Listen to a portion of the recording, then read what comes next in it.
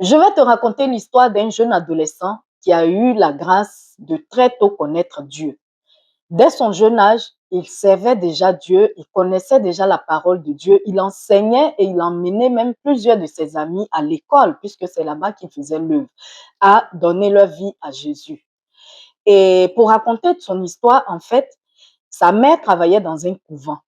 Et au décès de sa mère, les prêtres ont continué de payer son école. Il était dans une très bonne école.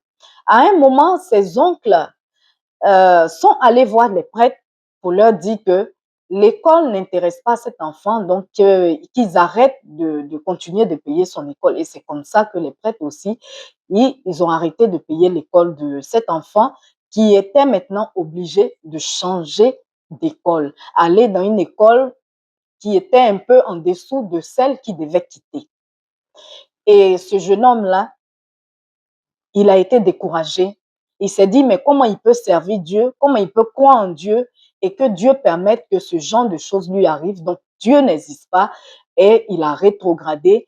Il est sorti donc des œuvres, des choses de Dieu pour aller créer un groupe mondain et maintenant, il chantait pour le monde. Et malheureusement, ce jeune-là, il est parti trop tôt pour le voyage sans retour. Donc, c'est son ami qui racontait l'histoire maintenant aujourd'hui, qui lui aussi étant découragé, il se demandait à Dieu, mais comment Dieu a pu permettre cela et tout ça.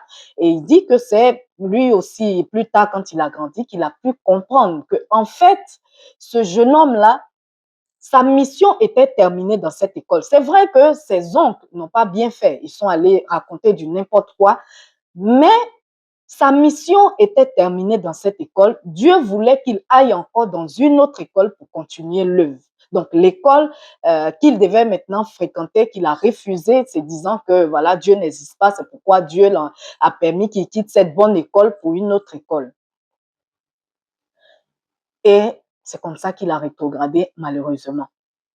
Mon frère, ma soeur, je ne sais pas si tu as discerné la leçon de cette histoire, mais c'est pour te dire que quelquefois, Dieu peut laisser faire tes ennemis, pensant qu'ils sont en train de te faire du mal, mais en fait, ils sont juste en train d'accomplir la volonté de Dieu. Alors, sachons discerner les situations. Même quand nous pensons que cela ne nous arrange pas, sachons être à l'écoute du Saint-Esprit afin de ne pas rater la volonté de Dieu pour nous. Les oncles, en tout cas, ce qu'ils ont fait, c'était tout sauf le bien de cet enfant. C'était certainement pas jalousie ou voilà, le fait que cet enfant soit si spirituel, ça ne les arrangeait pas. Donc, ils voulaient détruire l'avenir de l'enfant. Pour eux, c'est ce qui était dans leur tête. Mais en fait, ils ne savaient pas qu'ils étaient en train de réaliser la volonté de Dieu pour cet enfant. Donc, ce n'est pas la peine de nous énerver lorsque nous avons des situations difficiles. Demandons plutôt à Dieu pour quelles raisons est-ce que nous vivons ces situations. Est-ce pour sa volonté, pour sa gloire, ou bien est-ce vraiment l'ennemi qui est en train de nous attaquer pour avoir l'attitude, la bonne attitude à adopter face à cette situation-là?